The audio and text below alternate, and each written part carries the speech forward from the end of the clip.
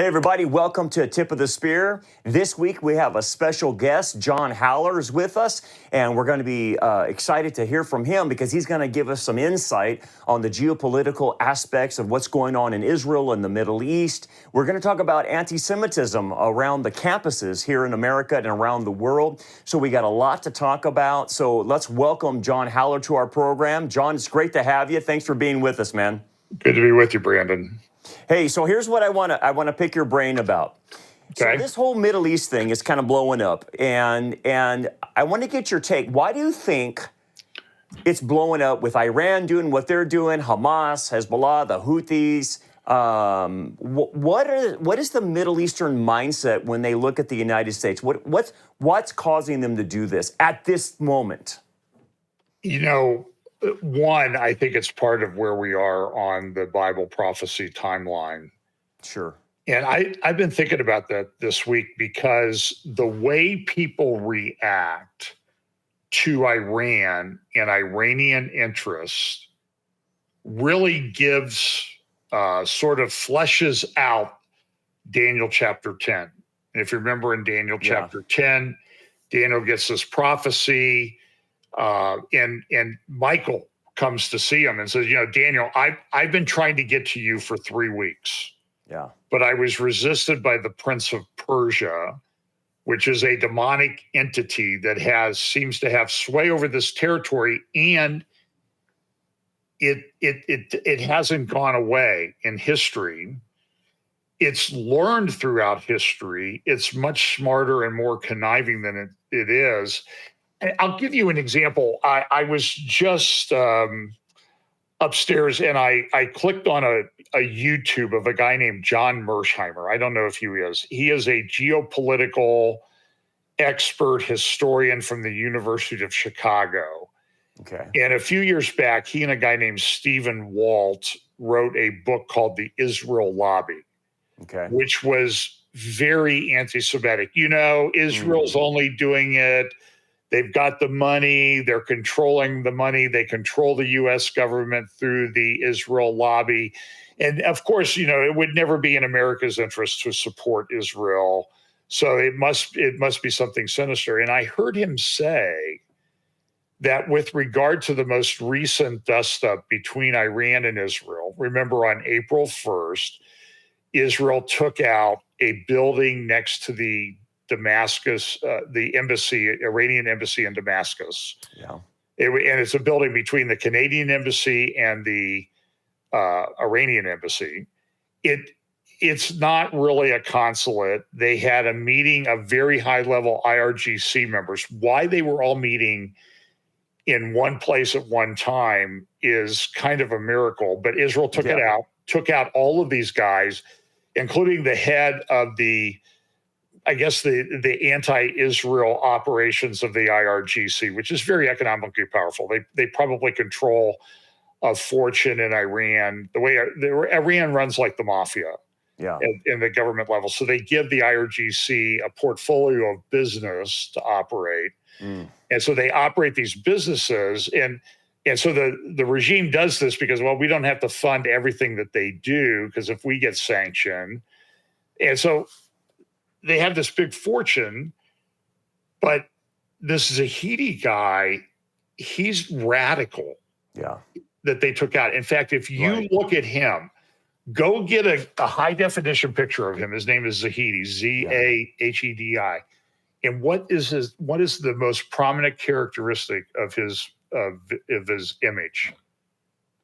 He's got the prayer bump right there in the middle of his forehead. So he is a radical Islamic Muslim. Good point. And you should always look for these guys. So when you see Hania, who lives in a multi-billion-dollar luxury in Qatar, or whatever you say it. Right. And Sinwar, who is the head in Gaza, and some of these other guys, always look for that bump. Because that means they're actively doing their 5 times a day prayer stuff. Sure. So that's who they took out. They took out really bad, evil guys. But then, so we know that then 12 days later, April 13th, 14th. Iran responds with a massive attack on Israel. Yeah. 300, like 180 drones, 110 cruise missiles, and 10 ballistic missiles, something like that. 350 total. And so Mersheimer, in this interview, this is a University of Chicago professor. Okay. A lot of people think he's great. I mean, he's very popular on the, and I would call it the anti-Ukrainian, pro-Russian right in America. Okay. He says Israel was the cause of the latest dust up. like the attack on the Damascus building was in a vacuum for everything that Iran has been doing to Israel since the Iranian Revolution, actually before the Iranian Revolution in 1979. The Shiite radicals across the region were trained by a guy starting about 1971, a guy named Yasser Arafat, an Egyptian. Wow. Who was able to promote and buy into the Russian KGB lie that there was this Palestinian people. Right. And so here's Mersheimer like, oh, well, this was all Israel's fault, what happened. And Israel started it. It is, Brandon, I don't say this lightly. You know me. I do. This has to be demonic influence on people. Yeah, sure. I see people in our government supporting Iran. Right. And I think I'm being kind and saying, well, I think you guys are demonically influenced. I can't conclude anything else, John, because speak to this. Every move I see the White House make is a pro-Iranian, pro-Palestinian foreign policy. Am I crazy? Am I seeing this, or what's No, this? There's a huge scandal there that is waiting to be unpacked. Now, it's been unpacked. There's a couple of publications or websites that I follow quite a bit. Okay. In this day, like I know some of the people who write for the Jerusalem Post. So and they're pretty broad range politically, from right to left to center. And so a couple of my friends, Seth Fransman and Jonathan Spire, write for them, and their stuff is top drawer, first rate. Right. There's also some security guys, Jeremy Bob, and Herb Kennan are very good. So, and JNS.org, yes. Jerusalem News Syndicate. Right. That's where Caroline Glick, Melanie Phillips, Jonathan Tobin, a lot of people write. And then Tablet Magazine. Okay. Is superb. And Tablet Magazine, Richard Goldberg writes there. He's with Foundation for Defense of Democracies, which is a great organization to follow. And he also, a guy named Tony Badran, Badran, and he's been writing for the last 2 years about the Iranian connection deeply embedded within the United States government. Wow. Now, it's hard to believe, but when you read what he says, you have to come to this conclusion. Everything he says is true. So there's this guy, very pro-Palestinian, pro-Iranian, named Robert Malley. Okay. He got suspended about a year ago. His security clearance was revoked. But he's like the main guy on the Iranian deal that they're trying to do to get them to back off on their nuclear weapons. Wow. And it seems like every week there was just an IAEA report. I think Caroline Glick tweeted it this morning that came out that said they're 3 weeks away from having a nuclear weapon if they decide to. Wow. That changes everything. It's a game changer. So you know, our mutual friend, remember Phil Haney? Sure. And of course, you know, he was suicided apparently, so nothing's come out. But I remember Phil talking, and you know this too, John. Phil would say, look, during the Obama administration, the Muslim Brotherhood had embedded themselves all through the Washington establishment, the bureaucracy or whatever. And he said, he told everyone, they're coming through the borders, okay? And so now I'm watching a similar thing with Iran, and I'm hearing you say that, and these intelligent people saying that. because I can't, as an average citizen standing out here and watching the Biden administration, I can't conclude otherwise that the Biden administration is thoroughly anti-Semitic, and I know Claire Lynn Glick and a few of the other JNS writers have said that we have Obama leftovers in the White House that are just virulently anti-Semitic, and okay, they're anti-Semitic and they're pro-Iranian and pro-Palestinian. Okay, what's the goal? Is it the same jihadist goal of just wiping out Israel? What advantage would America or the Biden administration have for having Iran have nuclear power in the Middle East? What do you think's going on there, John? Well, I suppose that a cynical view might be, well, they're just trying to create conflict so the military-industrial complex can make a lot of money. But I think it really goes beyond that. It's very much wrapped up with ideology and the things that have come in and Marxism and that type of thing. And I don't know where you go with this, but I am still the kind thing to say, I'm pretty cheesed about what Tucker Carlson did with that Gunther Isaac. And I know I think you did a program on it. I did. That dude, I'm gone. I'm done. I'm done with Tucker. I'm Candace Owens.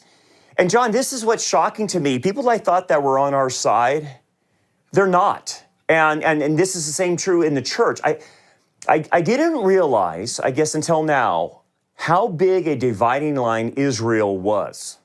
Right. Not just in society, but in the church. Are you seeing the same thing I'm seeing? Oh, absolutely.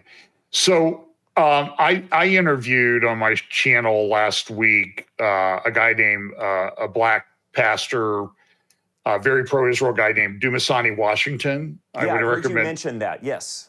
He's superb. And he wrote an article at Tablet magazine called The Arsonist. Okay. And the subtitle was Tucker Carlson Tries to Destroy the Christian Evangelical Israel Alliance. Now, I think this is true. And I have to say that, and so what you're seeing, and listen, you know me, I could go for hours about this. Yeah, I know. But I'm very concerned. So there's a Bible prophecy guy, and I don't know if I should get him. Let me see if I can pull up his tweet here from after the Tucker interview. Let me summarize it better. Maybe that's better. Go ahead. Okay, here it is. Here's the tweet. So back on April 14th, the day after the Tucker interview. And I was livid. I was just absolutely livid because I've met Gunther Isaac. He is a radical Palestinianism liberation theologian. He is a Marxist. Checkpoint, right? He's one of the forces behind Christ at the Checkpoint. And I went to one of those conferences. Yeah, I remember you saying that 6 or so years ago. And so I know these guys. I met them. And I've written about it, I spoke about it. And so what did he do on Christmas? Excuse me. What did he do on Christmas? He stood in front of a pile of rubble with the baby Jesus wrapped in a Palestinian keffiyeh, the headgear, the headscarf. The headscarf, yeah. Okay, and by the way, if you unpack that, what the meaning is behind the lines and that type of thing, it represents a fishing net to indicate from the river to the sea. It's embedded in that headscarf. Wow. So, and so he's a liberation theologian. And if you remember the picture of the Gunther Isaac at Christmas in Bethlehem, standing there with the baby Jesus wrapped in the Palestinian keffiyeh and his liberation theologian thing that Jesus was a Palestinian refugee. That's their theology. Right. And it's been adopted by knuckleheads in the Christian community like Rick Wiles and others. Yeah, Hank Hanegraaff. Those that are very pro-Palestinian. Yeah. And Hank Hanegraaff has gone and supported Christ at the Checkpoint. That ought to be a mark against that guy. I almost forgot about that. Yeah. So you need to tie this into liberation theology, because in 2014, Pope Francis went to Bethlehem. He did the obligatory pensive bowed head with a tearful eye at the separation barrier between Bethlehem and Jerusalem. Oh, boy. Which is only there to prevent snipers, by the way. And it doesn't completely, Mother Isaac will say it surrounds Bethlehem. It does not. There's a fence, but we know that fences don't really work that well, especially after October 7th. Exactly. So, but the Pope did a mass in Bethlehem, Manger Square, the oldest church in Christendom, in front of a mural that had the three wise men were Pope John Paul VI, Pope Paul VI, Pope John Paul II, and Pope Benedict. Mary was in what looks like a burqa. Oh, Joseph had the Palestinian headscarf on, and there was the same baby Jesus in the manger, wrapped in a Palestinian keffiyeh. Wow. And we know that Francis is a liberation theologian too. He's more Marxist than Christian, leftist than Christian. We all know this. So understand that all of this is tied together. And what I'm seeing, though, with the interview with Tucker, I think it was Caroline Glick who tweeted a while back. She said, I don't know if Tucker and Candace Owens are anti-Semites, but they sure seem to interview a lot of them. Good point. Yeah, exactly. And so Tucker, I watched the interview. There was no challenge. No. To the lies, the outright fabrications and lies that Mother Isaac spoke. Right. When Israel controlled Bethlehem from 1967 to the Oslo Accords in 1993 under the Clinton administration, signed on the White House law. And I happened to be in D.C. that day on happenstance. And so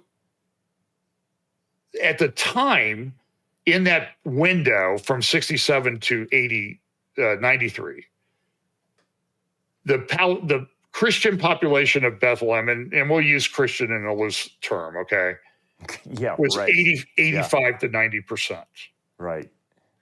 Since 93, it's now somewhere between 3 and 8 or 9%. Right. That has nothing to do with Israel, because Israel population, Christian population has gone up. Messianic Jews now number Jewish believers in Jesus. Yeah. I have a survey sitting right up here on my shelf that the organization that spent 5 years doing it sent it to me. 30,000. That's amazing. Okay. It used to be 200. Every one of them knew every other one. Now there's too many. Yeah. So now, look, there's some problems in that community and everything, but let's try to exercise a little bit of grace and that type of thing. And they live under tremendous. They are persecuted. Yeah. But they're growing. But Christians within the Jewish, Israel-controlled Jewish state of Israel are growing. Yeah. It's probably a couple 100,000 there now. Right. The Palestinians leave because of Muslims. I've been in these areas, Brandon. You've been in these areas. Yes. The Muslims drive them out. That's right. That's the answer. You're exactly and so right. Here is Tucker Carlson, though, adopting the narrative of these radical protesters at Columbia, Ohio State, USC, Texas, Austin, on and on and on and on, and never challenging the lies of Mother Isaac. So this pastor, Travis Snow, I've not met him, but I've read his stuff. He's a solid guy. I mean, I probably don't agree with him on everything, but I don't even agree with my older self sometimes, Right. So again, but listen, this is a very perceptive tweet. Again, okay. Go ahead.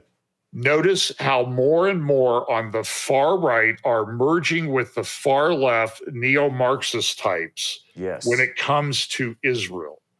Can you think of any other issue where the polarization between right and left has dissolved in this way? And I would add, dissolved in this way so quickly that it shocks us.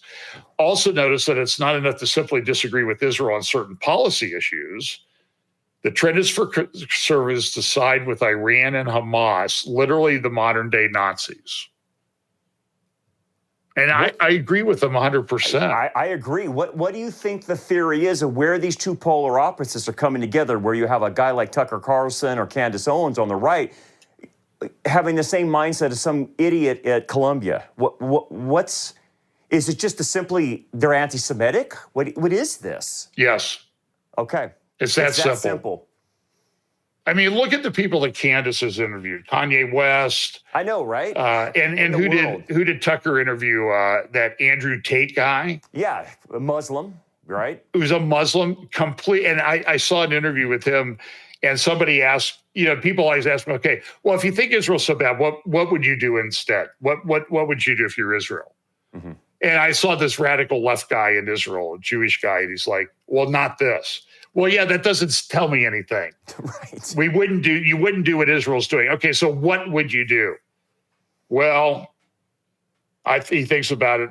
I can only say not this.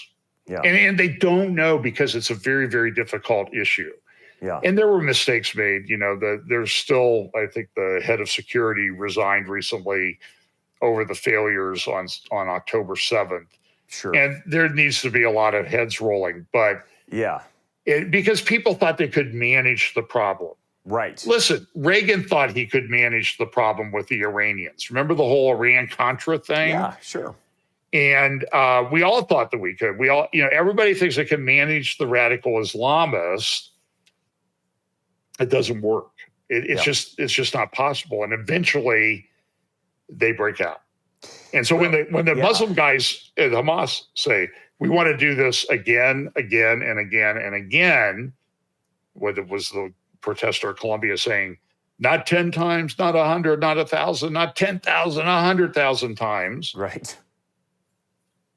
I say, why don't we just believe them? And this is what I don't understand. Maybe you've probably heard this guy. He's I can't remember his name. He is the son of one of the Hamas leaders. And he's been making the circuits talking. He just got done talking to Jordan Peterson about, he was a suicide bomber. Then he helped Israel in their intelligence against Hamas. The son of Hamas guy. The son of Hamas guy. By the way, there's a misperception. He's not a Christian, so we need to pray for his salvation. Yeah, he said he believes in the Christian psyche or something like that. So that was a tip off. I thought, is that Scientology or what is he, man? But anyway, what he was saying rings true to me, and maybe rings true to our audience. He said, look, man, the problem over there is the Islam. It's the religion. And no one will come out and say that. And that seems to be the elephant in the room, John, because Israel learned a hard lesson. I've read Caroline Glick's articles and stuff like that the the Israeli government was giving work visas to the Gazans and letting them come over and thinking with a mentality of 18 to 30,000 per day. Yeah, and that economic prosperity is going to make these people happy and not want them to kill us. And it didn't matter how much they gave them, whether they even give them the Gaza in, 2005, they still want to kill Jews. And like the son of Hamas said, he goes, it's the religion. He goes, what kind of religion teaches this? He goes, what kind of God teaches it? Mm-hmm. And, the guy has death threats like there's no tomorrow, obviously. But, John, how come the elephant in the room doesn't get addressed? That we're having a problem with Islam. We're having a problem with Islam in our schools. Victor Davis Hanson noted that we're piping in kids from the Middle East, and they're paying full tuition, and they're getting grants from these Muslim countries and these colleges and universities. So you have the colleges not doing anything to these Muslim kids that are chanting, to the river, to the sea, or genocide to Israel or whatever. We got a problem with Islam, it seems like. I think the Qatar funding in American universities in the recent past has exceeded $5 billion. Is it that high? Wow. Yeah. There's a whole big list, and it's all of the big Middle Eastern countries are above $1 billion. Wow. And they give these grants and they send. And by the way, when their people come over, they pay full tuition. Yes, that's So what they're Victor paying Davis the Hanson 100. was saying. Yeah. They're paying, and Victor, I love Victor Davis Hanson. Although sometimes people think he's a little too dark, he's got a book out. What's it called? The End of Everything, Yeah, or the something end of like everything. that. Yeah. But he's right, and he's talking about this is like Armageddon. Yeah. I mean, he's used cultural Armageddon that we're facing, and what they're finding in surveys is that these Muslim immigrants that come in, and they're coming in by the truckload, by the plane load, by the bus load. By the way, who is funding all of this? I know, right? And they come through that Darien Gap, which is like people say it's like, to get through the Darien Gap, you have to be like, you go through Navy SEAL training to get through the Darien Gap. And I don't know if it's to break them down so they can be controlled or what. It's just, I don't understand it. It's like, remember when the kids were coming during the Obama administration? Right. And I did the math. They said these caravans of kids. Yeah. They're going 1,800 miles from the Guatemala border, or whatever border is there in the south of Mexico, to Arizona or Texas. It's like 1,800 miles. Yeah. And I said, I remember when I was a kid, we played all day long. I went out with my cousin once and I walked 10 miles. We walked 10 miles one day in Dayton, Ohio. We thought we were going to die. Right. And how are they getting 1,800 miles through jungles and forests and deserts and mountains? Somebody's bringing them in. Yeah. And so what they're fighting in the Muslim community is the first generation Muslims are pretty religious. The second generation are like, well, here's a second generation Muslim immigrant, the daughter of Ilhan Omar. I'm glad you mentioned her.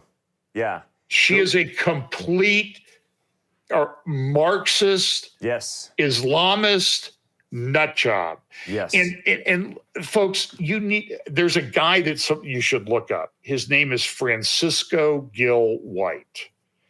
Look him up on YouTube. He did about a 2-3 hour interview with a guy, and he lays out the jihadist Nazi connection through the Hajj Aman al-Husseini back in the 1920s, who really worked hard with Hitler to eradicate the Jews. He was the guy. He was appointed as the most important Islamic holy man outside of Saudi Arabia and Egypt in the Middle East. Hajj Aman al-Husseini, radical, Marxist, Nazi, communist, spent time in Europe. He went to Nazi Germany. I just saw a documentary today. Francisco Gil White was on tenure track professorship at the University of Pennsylvania, and he was writing about this, and they fired him. Wow. So that would tell you that it's true. Yeah. And we need to try to get him someplace where we can all talk to him together, because he's incredibly brilliant. Yeah. But you understand the Hajj Aman al-Husseini, he has these ties, and he was tied in.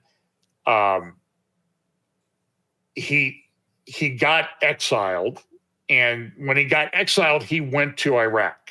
Mm-hmm. Okay, so Iraq, this all comes out of the post-World War I thing where they're remaking the Middle East. So they create this Iraq, the Hashemite kingdom of Iraq. That was part of the Hashemite family that now runs Jordan, ran Iraq. Okay. But there was a radical leftist party, Islamist party, that came up, the Ba'ath part. It was called the Ba'athist Party, B-A-A-T-H. They had a branch up in Syria. That's where the Assad family comes from. Ah, okay. The guy who started the Ba'ath Party in Iraq and kind of, I think, helped overthrow the government. I may have my facts off a little bit. He had a nephew. Okay. His name was Saddam Hussein. Oh, there you go. So this Hajj comes to Iraq, and my understanding is lives with Hussein's uncle. And Hussein learns under him. Oh, and by the way, there is pretty good evidence that the Hajj Aman al-Husseini also had a nephew, and his name was Yasser Arafat. Oh, there you go. So do you see the connection there, how this all worked? And so now it's very troubling to see people like Tucker Carlson and Candace Owens buy into this narrative. So they kind of go, well, we're America first. No, you're not America first, you're America only. Yeah. And you don't understand the geopolitical connections. And so, love my libertarian friends and stuff, but they're really not that bright when it comes to geopolitics, in my opinion, and Bible prophecy and how all this stuff is fitting together. And so I think we're really at that time. And I know we probably haven't talked about anything that you wanted to talk about yet. That's great. But let me capitalize on what you just said about Tucker, because I was making the point, and John, these guys, Tucker, you do your own research. I do my own research. I don't have a research team. Right. Tucker's got a research team. He's got millions of dollars to do background checks on that idiot he interviewed in Bethlehem that just flat out lied. To me, maybe I'm wrong on this. Maybe I'm judging wrongly, okay? But you have a research team and you go back and look at somebody's background. I would imagine his research said, you can't interview this guy. This guy's a flat out liar. He denies history. Or don't just throw softballs up there to him all day long. Right. And if you're going to interview him. Yeah. And I mean, I think if I recall up top of my head, he was saying that there was Palestinians in the land when the Jews got there. And it's like, there's no such thing as a Palestinian when the Jews got there in 1947 or 48. What are you talking about? But this is a problem within Christendom, though, that this Palestinian idea has sort of permeated. Somebody showed me a pastor out in Washington, sent me a page out of the ESV study Bible. Oh, okay. And it said, John, in the book of John, it says, John was a Palestinian Jew. Oh, my goodness. Wow. And he sent me a scan of the page. And so this happens. Yeah. And you see like Thomas Nelson, any other trying to do things, but they have this map in the back of their maps that used to be, at least, Palestine at the time of Christ. And nobody ever thinks about it, except the Rick Wiles or somebody will pick up on this and say, see, Palestine is in the Bible, and yeah. But, it's interesting. And I wanted to bring this point up at some point. There was a good article at JNS last week about Israel as Samson. Yes. And, and this rabbi made a very good connection of the Samson story, particularly at the end. And what he said was, Samson was seduced by Delilah's lies and all of this stuff, just like Israel's being seduced by people in the world. If you just have peace with the Palestinians, if you just have a two-state solution, here's the Delilahs of the world. The world is Delilah. And we'll seduce you into this two-state solution. Right. And by the way, where did the Samson Delilah story take place? That's right there in Gaza, man. In Gaza. Right. Yeah, I mean, she was a Philistine. That's right, man. And if you go to the maps and you look up Palestinian Square in Tehran, it says Philistine Square. If you watch Erdogan's speeches in Turkish, when he talks about Palestinians, the subtitles say Philistine. Weren't you just up at Bethel when you were in Israel? Yes. I mean, this is where Jacob had his dream, right? Yeah, we were right by there, and we went by Shechem, and we went by all the where the patriarchs were.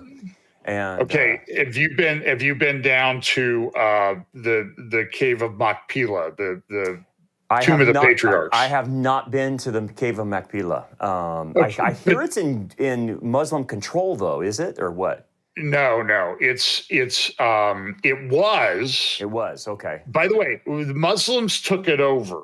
Okay.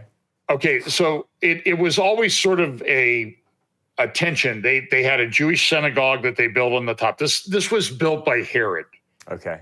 Back in the this is one of the places he built for pilgrimage sites, I think, to make a little money and to kind of put him in good graces of the Jews. Sure. So he built there. He built at Mamre, where they got the promise of the child of Abraham, and he built at the Temple Mount. You can see the commonality in all of them. But at Machpelah, this is where Abraham bought the cave of Machpelah. Yeah. The Jewish tradition is at Hebron, Hebron, as we would call it, and understand that. So this is where Abraham and Sarah, Isaac and Rebekah, Jacob and Leah are buried. Rachel is buried up in Bethlehem. Right. this is in the second holiest site to Jews. They have a synagogue there and a mosque on top of, they've built on top of the structure, which stands like it has for 2,000 years through earthquakes and everything. It's an incredible feat of construction. But the Muslims took it over in the 1200s, 1100s. And for 700 years, the Jews could not go to the synagogue at their second holiest site. Wow. When did that change? In fact, if you go there, there's a place on the outside of the tomb that the wall's kind of dirty. It's called the seventh step. They were allowed to go there to pray, sort of like at the Western Wall in Jerusalem. I remember seeing that. Yes. That changed in the 1967 war. Ah, okay. But the teaching of rabbis is that this whole area in Genesis is a prophecy. The pattern is a prophecy for the future. And what happened at Machpelah? Isaac dies, and Isaac had two sons, Jacob and Esau. Esau is Edom. Yes. And that's where the Palestinians trace a lot of their heritage to today. Sure. Ishmael, Edom, because he married into the line of Ishmael. Esau did. Yes, right. That's right. But when Isaac died, they came to Machpelah and reconciled. Mm-hmm. So the Jewish rabbis I've talked to have told me this is a pattern of what will happen in the future. There will be a great reconciliation between Jew and Arab at Hebron.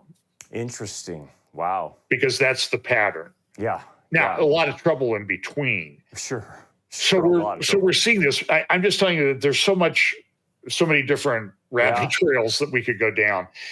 But Israel is right now in a very, very difficult spot. It was nothing short of a miracle that they got all of those things shot. And some of these were very big ballistic missiles that could have caused a lot of damage. Right.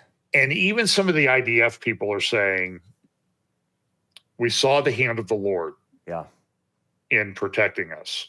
Yeah, because to John Mersheimer at the University of Chicago, the great intellectual, he doesn't get the supernatural that happens and the supernatural demonic underpinnings of this conflict. Sure.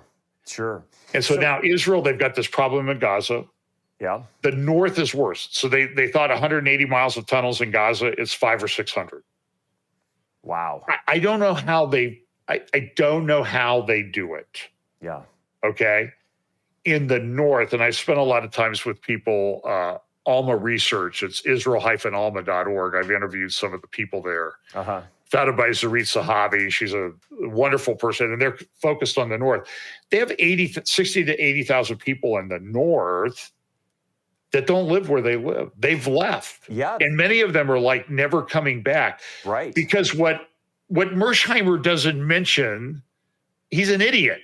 I'm sorry. He's an idiot because he doesn't mention the low-level warfare that Hezbollah sends down into Israel every day to make life impossible for the people that live there. That's right. And so they have to leave.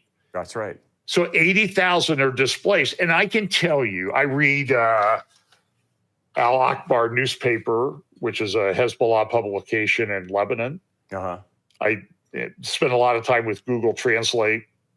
I'm telling you that they celebrate the fact, look at how we're winning. Sure. We're making their lives miserable. And there's a big poster in Palestinian Square in Tehran just in the last week with a bunch of missiles, and it's in Hebrew in Tehran.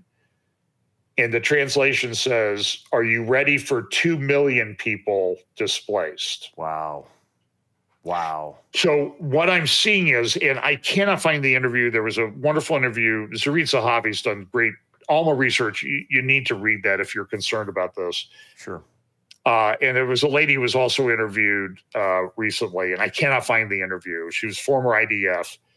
And she said, if this war in the North breaks loose, what will happen? She's asked. And she says, it's estimated that we will have 200 to 500 dead Israeli civilians Oh my goodness. every day for months. Wow. Because, Iran shot 350 rockets and missiles, or drones and missiles. Hezbollah could do 5,000 a day. Right. The system can't handle it. Yeah. And whatever tunnels they have in Gaza, everything that they were concerned about in Gaza is you increase it by a factor of 10 in the north in Hezbollah. Right. And if that front opens up, I asked a guy, I did an interview with a guy named Avraham Avraham Levine from Alma. Okay. A couple of them recently. And I said, what happens? Yeah. He said, no Israeli child will go to school for a year anywhere in Israel. Wow. He lives in the Golan, 1 mile from the Syrian border. Uh-huh. He's in the IDF. He's been in Gaza. Said it's very difficult. You clear an area, 20 minutes later, guys pop up out of where you've just cleared. They pop up out of nowhere and throw RPGs and hand grenades at you. Unbelievable. So while we may look like we control things, we might have a little bit of control of the surface. Right. Underneath, it's Hamas-istan. And it's hard to control. But the tunnel system in Hezbollah has been drilling for 40 years. So there's no telling what's there, man. They think it goes all the way to Beirut. Oh, it's drilled through bedrock. Wow. And so I know that there's a prophetic plan here and everything, but there's a geopolitical, military, strategic thing. So I'm sort of maybe acting in a way that I don't have enough faith or something. I suppose that's so I'm just looking at it as sort of a natural guy. Yeah. And I'm like, I don't know how they do this without exercising what is known in Israel as the Samson option. Yeah. And so there's an article at I think it's at JCPA, the Jerusalem Center for Public Affairs, had an article back around March 10th or 11th. You can find it on their website, jcpa.org, where they talked about, we need to talk about this. Yeah. Now, so layer that on top of everything else going on in the world and what happens. Right. And does that make more or less likely that someone might come on the scene and say, I've got it figured out. Don't worry about it. I can figure this out. And I think about that, John, the setup of Israel to where the Antichrist would be their new best friend because he's going to go into protect mode of them. Right. And I'm watching the United States, and correct me if I'm wrong, John, but the United States is trying to tell Israel how to fight their own wars and saying, hey, look, man, we're going to pull weaponry, we'll pull our ammunitions from you if you don't fight the way you're fighting. And even I think it was one of the guys from JNS said that even Israel's retaliation to Iran was approved by the United States in its limited attack or retaliation. Right. And you've got the United States having Israel over a barrel saying, you play by our rules or we're going to divest ourselves from you. And it leaves Israel isolated to perhaps, like you just said, they're going to walk right into the arms of the Antichrist who's saying, hey, I got your back, man. I'll take care of you. I'll defend you. I could totally see that set up, man. I mean, maybe I'm wrong. I don't know. But it seems to me, John, that Israel is being set up obviously from a satanic way, and then God obviously allowing this. I don't know. Maybe you see it differently. What do you think? No, I think I'm just telling you, it sort of makes my head explode sometimes internally, like when I see all of these things coming together at the same time. And you know me. Yeah. For years, I've been talking about acceleration, convergence, logistics, understanding as sort of a grid. And I mean, I just opened up Tablet Magazine or tabletmag.org. What's the lead article? It's got a picture of Greta Thunberg holding her fist up. Oh, boy. And the title of the article by a great guy, Lee Smith, another guy you should read. Okay. the global empire of Palestine. The Palestinians have something better than a state. They have the backing of today's worldwide power brokers. Wow. Yeah. Including the pro-Palestinians in what I think clearly can now be called the Biden administration. Nobody can doubt that there's somebody other than Joe Biden controlling things. And I don't know who was the first one to say that, John. I don't know if I said it one day in my update, and it was a slip of the tongue, actually. And then when I got on that panel on Fox News, Martha McCallum and Brett Baer were there. It was during the Senate campaign in 2022 in Ohio. So I'm in the front row, and they come down to me like, "What do you think?" And I'm like, "Well, I think that the Biden administration." And Martha McCallum, her eyebrows popped up into her hairline. I thought her little makeup. She travels by the way with her own makeup artist. Oh, does she really? Brett Baer doesn't, but Martha McCallum does. So do the math on that. Right. But yeah, she carries this giant Ziploc bags of stuff around, following Martha around everywhere in the building. So anyway.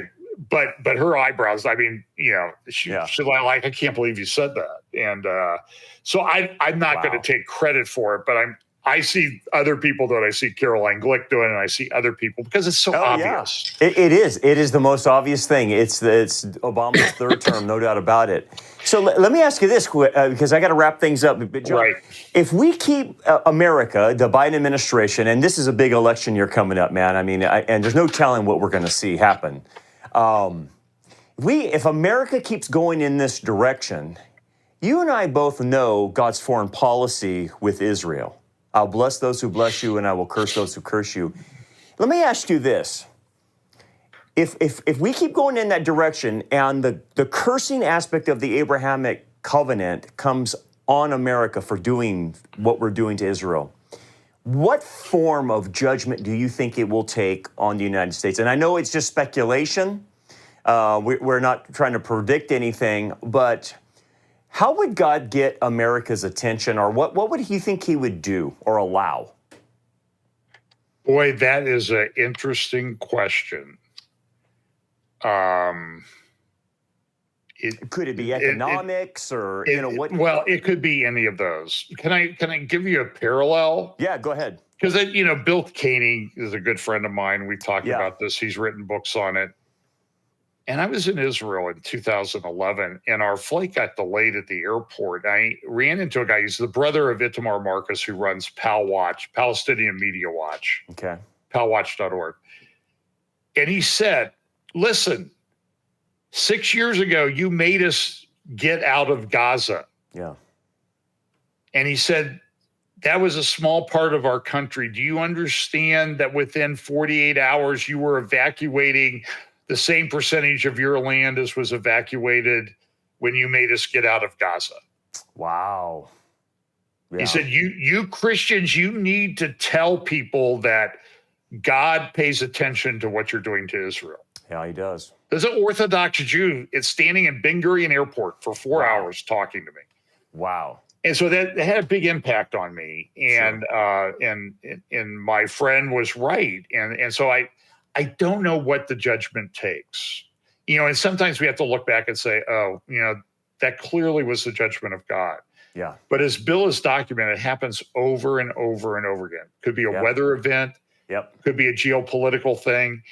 But it's pretty clear that here's what concerns me right now. So today, Pelosi yesterday is calling for Benjamin Netanyahu to be kicked out of the government. Wow. And somebody just sent me a message saying, John, is there a coup d'etat going to happen in Israel to get rid of Netanyahu? Now, we can argue whether Netanyahu is the right guy or not. That's not the point. Yeah. But what are we, by the way, is Nancy Pelosi issued a directive that Sinwar or Hania needed to be removed from the leadership of Hamas? Right. I mean, what kind of ridiculous world? And so my concern is that when our leaders are saying stuff like that, is we could see a very chaotic situation in the leadership of America. Yes. And I'm just telling you, as a lawyer, I'm watching what's going on with these trials in New York, Supreme Court arguments, and I'm telling you what, it's total chaos out there. Wow. It reminds me of a third world country, John. It's a banana republic, what I'm watching them do to Trump. And they are hell-bent on making sure that guy doesn't run. But it doesn't stop with Trump. Right, I know. Yeah, you're exactly right. All these protesters nothing's ever going to be done to them. Right. By these Soros-backed prosecutors. Right. Exactly. But the DOJ goes after grandmas who pray outside an abortion clinic, trying to send them to prison for 10 years when they're in their 80s. Right. Bankrupting them with legal fees. Yeah. Or FBI showing up to pro-life, guys that are standing on the sidewalk and getting them arrested by the FBI. I'm seeing some really wicked things, John, and it's very disturbing. Right. And I hate to be pessimistic, John, but I'm more of a realist. Mm-hmm. And I don't know about you. I don't see things getting better.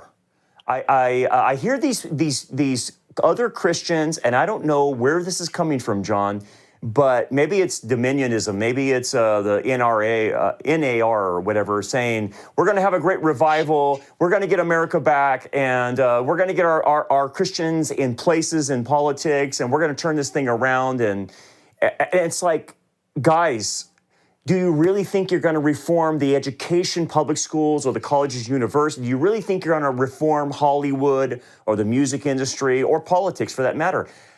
I don't know. I just don't see this ending well, John. I think it's heading in a direction where we don't come back. But again, I could be wrong. I want to get your opinion. What do you think? Well, so look at the issues. So, this tweet from, that I mentioned from this guy about the sort of merging left and right, the merging of the left and right, particularly, it just dissolves on the issue of Israel, but it's dissolving on other issues too. So, we fought on the right and pro-life and that type of thing for 50 years to get Roe versus Wade overturned. It was overturned a couple of years ago, but I said then now the hard work starts, because it's going to be state by state. Right. But look at what just happened recently. So as they're going through the laws and stuff, they find a law that pretty much bans all abortions in Arizona. Yeah. And it's on the books. It's enforceable. The Arizona Supreme Court says it, and the governor's coming out. So what's happening? All the Republicans, I've seen Trump, Kerry Lake, Charlie Kirk, we can't let this stay in place or we'll lose the election. Right. And maybe that's true. Okay. But maybe God will bless you if you do the right thing too. Amen. I agree with you on that one. I don't understand from the Christian right this compromise that, and I've heard it before, we're not a one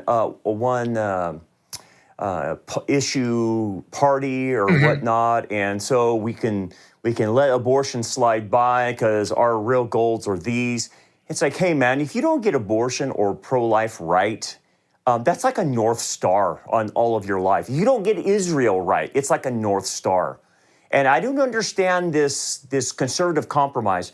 Now, let me say something to you. I'm going to get your opinion about this.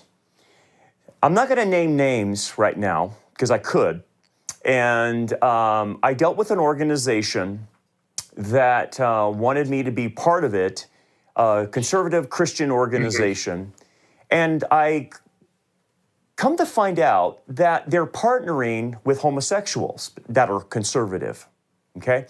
And I said, well, how in the world am I going to be able to partner with you when you're partnering with LGBT conservatives? Well, the whole thing is we just got to get conservative leaders in there and this and that. I said, look, I thought Paul was pretty clear to the Corinth church that you're not to be unequally yoked.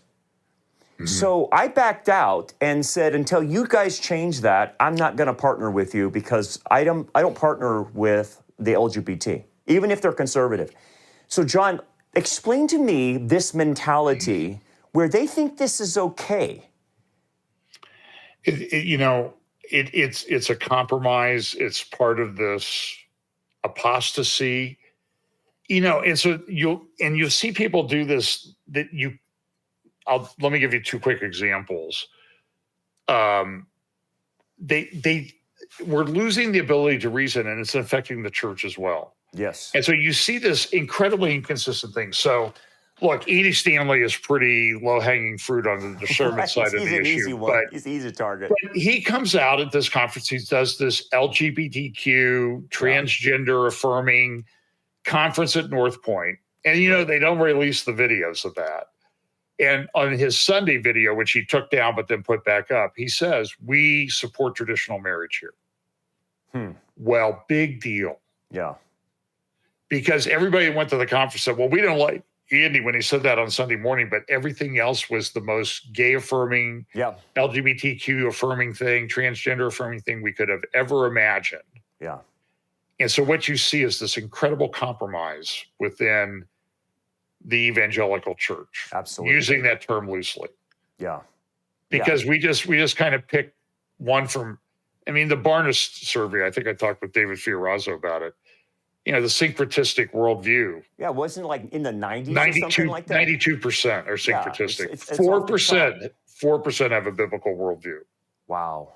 We're in trouble. That kind of, that's, by the way, I know everybody says, the rapture will happen in America. That's when America will fold. But I'm like, I don't know. Maybe the rapture happened and it's on a Sunday morning and it's like, hey, where did Bob go? Has he been in the bathroom for a long time? Yeah, because there won't be too many gone. I think you said it to me one time, a long time ago, that the remnant is shrinking. I'm starting to know everyone's name in it. That's right. Yeah. Just like you used to know every Christian in Israel, we're now knowing every Christian in the remnant. Right. And it's shrinking. And the funny thing is, John, and you feel the same way. And I want you to talk to our audience because they feel this way too.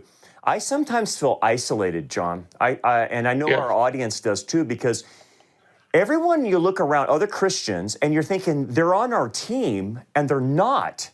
And, I was talking to Tom about this the other day and I was saying, hey man, some of these churches that used to invite me to speak, they don't invite me anymore.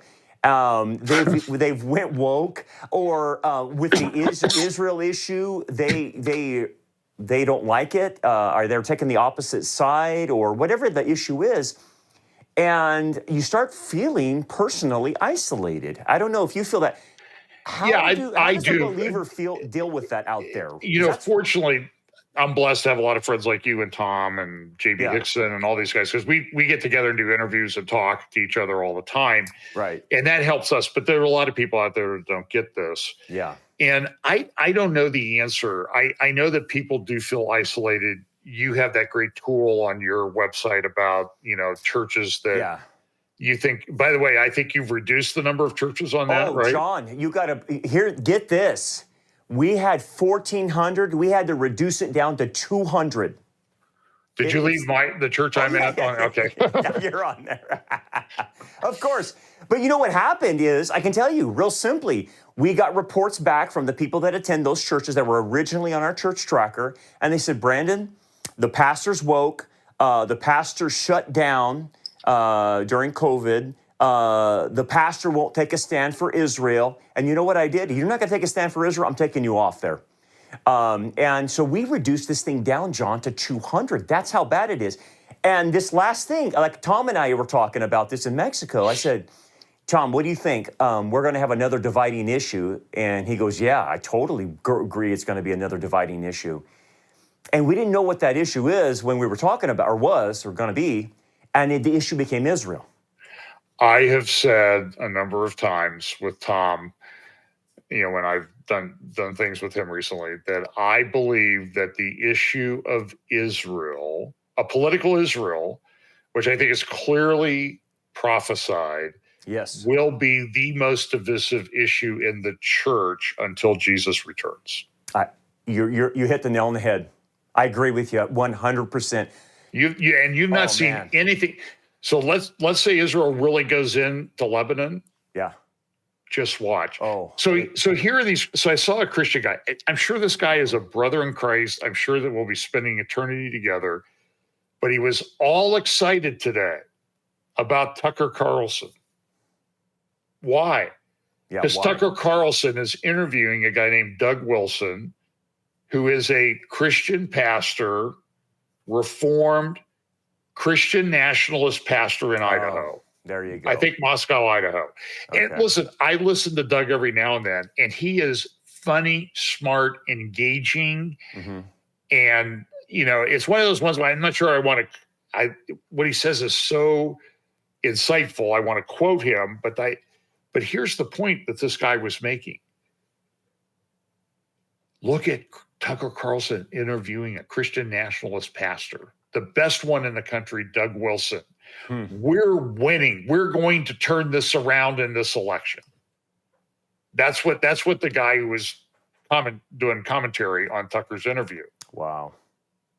The same Tucker who was lauding and fawning over a liberation theologian, Marxist, leftist, pro-Palestinian nut job 2 weeks ago. How can these Christians that are filled with the Holy Spirit, how are they missing reality, John? What is this? Is this the apostasy? How do you lose your mind and not see a reality of this? I don't know the answer. I mean, listen, the Christian nationalist thing is a very big deal. That's a dangerous It's going to be all over the place. It's going to be all over the place over the next few months. And listen, I want the right guys to win. Know, because it does make my life easier. That's right. But two, there's also, we got to protect our kids. That's the thing that I keep thinking about. Yeah, exactly. With the stuff that they're bringing in. And I'm looking at that. I want to punch my screen here. I'm looking at this picture of Greta Thunberg in Palestine next to it, because she supports this nonsense. She does. She had an octopus behind her in one scene, reminiscent of World War II, making the Jews this octopus that was controlling the world. Somebody, John, by the way, an editorial cartoonist did that with Khomeini's beard. Sort of like I saw you showed that. Yes, I saw that. That was great. That was really good. But here's the thing. I did a thing a couple weeks ago on current blood libels, John, and I'm seeing cartoonists mock the Jews and exaggerate features and do the same thing again.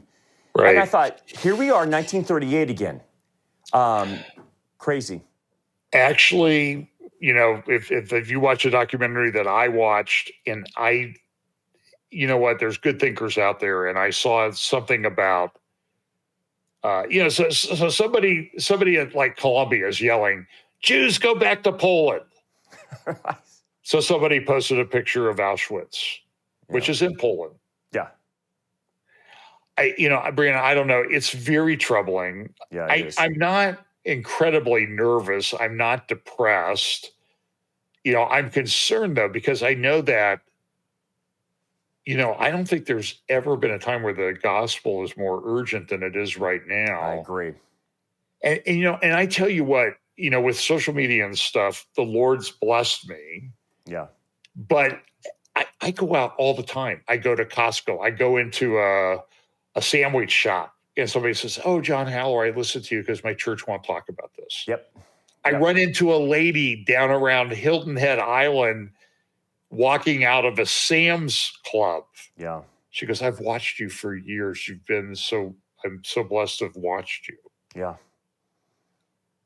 And I don't know. I guess we just got to keep standing for the truth, telling the truth. Amen.